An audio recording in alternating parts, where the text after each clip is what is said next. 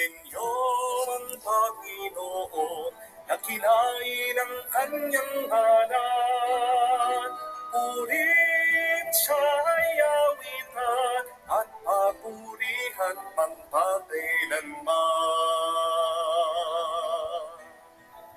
Nilikha niyang langit at lupa, nilikha niyang araw at buwan, nilikha niyang mga isang ibon, mga ubat at karagatan.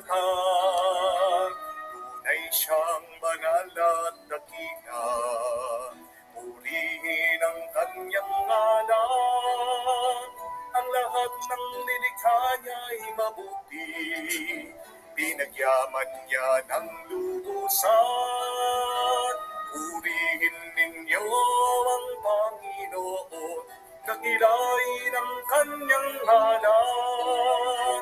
Purihin siya ay awitan at papurihan magpakailanman.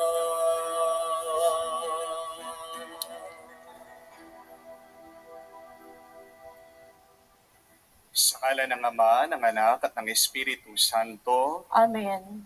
sumainyo ang Panginoon. At sumainyo rin. Mga kapatid, tayo ay nagpupuri at nagagalak sa Diyos. Ngayong linggong ito, ating pinagdiriwang ang linggo ng salita ng Diyos. We are celebrating this Sunday, the Sunday for the Word of God. Minsan ang paratang ng ating mga kapatid na Kristiyano sa ating mga Katoliko ay hindi daw tayo nagbabasa ng Biblia. Maaaring totoo ang kanilang sinasabi.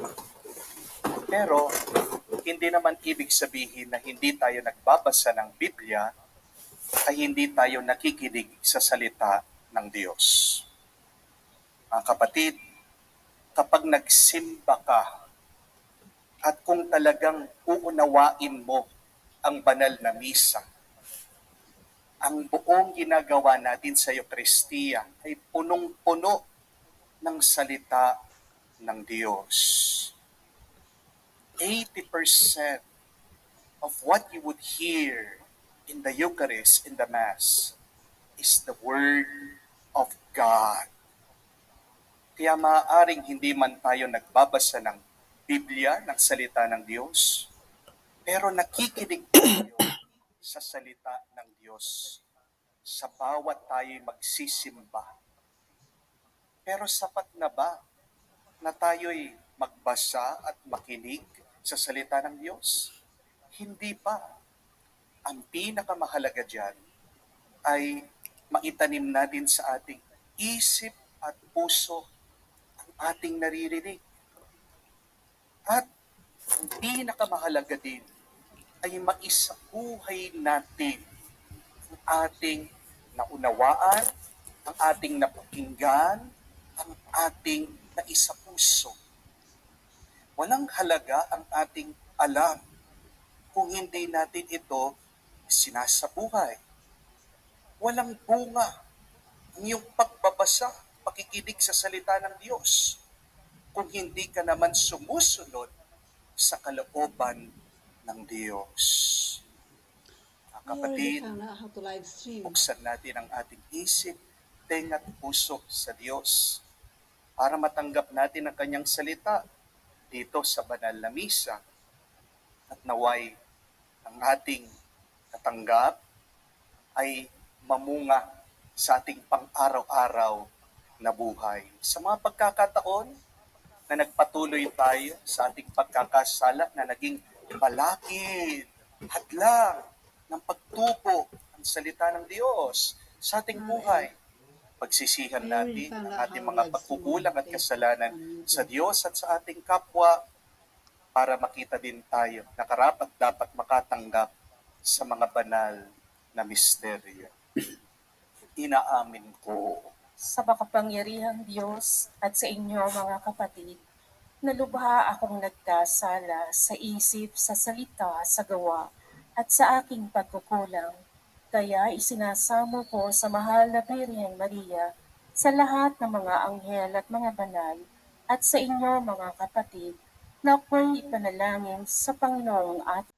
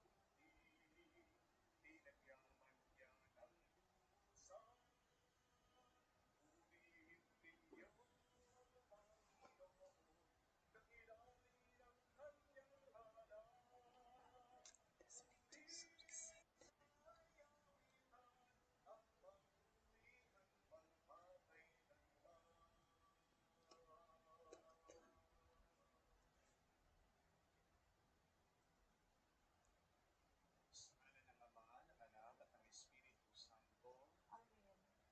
sumainyo ang Panginoon. At sumainyo rin. Hindi tayo ay nagpupuri, nagagalak sa Diyos. Ngayong linggong ito, ating pinagdiriwang ang linggo ng salita ng Diyos. We're celebrating this Sunday, the Sunday for the Word of God. Minsan ang paratang ng ating mga kapatid na Kristiyano sa ating mga Katoliko ay hindi daw tayo nagbabasa ng Biblia. Maaaring ito kanilang sinasabi. Pero hindi naman ibig sabihin na hindi tayo nagbabasa ng Biblia ay hindi tayo nakikinig sa salita ng Diyos. Kapatid, kapag nagsalita ka, talagang unawain mo ang banal na misa. Ang buong ginagawa natin sa Eucharistia ay punong-puno ng salita ng Diyos. 80% what you would hear in the Eucharist, in the Mass, is the Word of God. Kaya maaaring hindi man tayo nagbabasa ng Biblia at salita ng Diyos, pero nakikinig tayo sa salita ng Diyos sa bawat tayo magsisimba. Pero sapat na ba na tayo'y magbasa at makinig sa salita ng Diyos? Di ba? Ang pinakamahalaga dyan ay maitanim natin sa ating isip at puso ating naririnig. At ang pinakamahalaga din ay maisipin natin ating unawaan, ating napakinggan, ating naisapuso. Walang halaga ang ating alam kung hindi natin ito sinasabuhay. Walang bunga yung pagbabasa, pakikinig sa salita ng Diyos. Hindi ka naman sumusunod sa kalooban ng Diyos.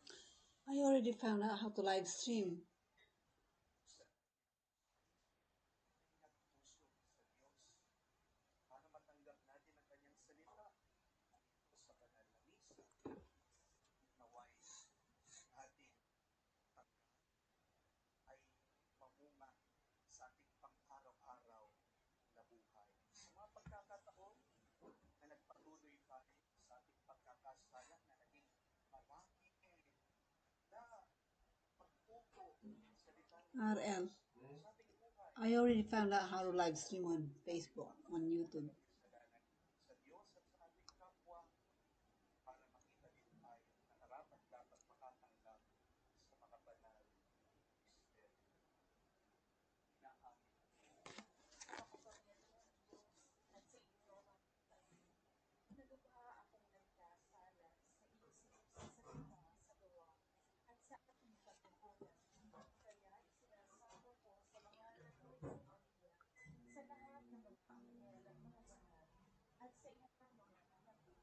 Not 14.